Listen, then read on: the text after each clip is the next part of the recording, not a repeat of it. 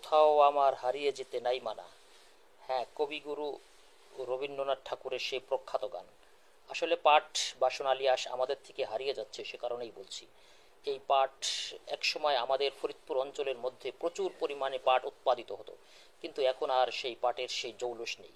বাংলাদেশের কৃষিজাত দ্রব্যের মধ্যে সবচাইতে এক নম্বরে ছিল পাট, এবং পাটের দ্বারাই আমাদের দেশে সবচাইতে বেশি পণ্য উৎপাদিত হতো, এবং পাট আমাদের প্রধান অর্থকারী ফসল। এ কারণেই বাংলাদেশের মধ্যে কিন্তু বিভিন্ন অঞ্চলে, ঢাকা সহ বিভিন্ন অঞ্চল, আদমজি জুট মিল সহ অনেক পাটের মিল কলকারখানা গড়ে উঠেছিল পাটজাত দ্রব্যকে ঠিকমতো পরিশোধন করার জন্য। কিন্তু এই প্লাস্টিকের আধিক্যের কারণে সেই পাটের জৌলুসটা আস্তে আস্তে হারাতে বসেছে। এখন প্লাস্টিকের জয় জয়কার, কিন্তু প্লাস্টিক কিন্তু পরিবেশ বান্ধব নয়, যার কারণে ক্ষতিকারক। সারা বিশ্বের মানুষ এখন নড়ে চড়ে বসেছে যে তারা আর প্লাস্টিক পণ্য ব্যবহার করবে না, কিন্তু তারা বিকল্প খুঁজছে। সেই বিকল্পটা আর কোথায় যাবে? সেই পাট, সেই ফরিদপুর অঞ্চল বা বাংলাদেশের সেই পাট ছাড়া তাদের আর কোনো উপায় অন্তর নেই।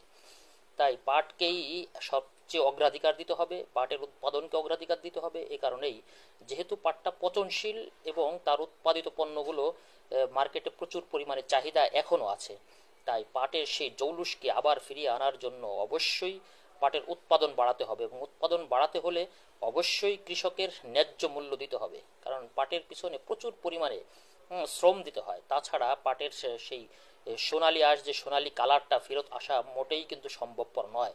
তাই পাটকে আমরা কথা দিচ্ছি, ফরিদপুর অঞ্চলের কৃষকরা আমরা কথা দিচ্ছি যে পাটকে আমরা তার জৌলুসে স্বরূপে ফেরত আনবো, কিন্তু আমাদের ন্যায্য মূল্য দিতে হবে। এটাই সরকার বা বিশ্বের কাছে এই প্রত্যাশা। সবাই ভালো থাকবেন। আল্লাহ হাফেজ।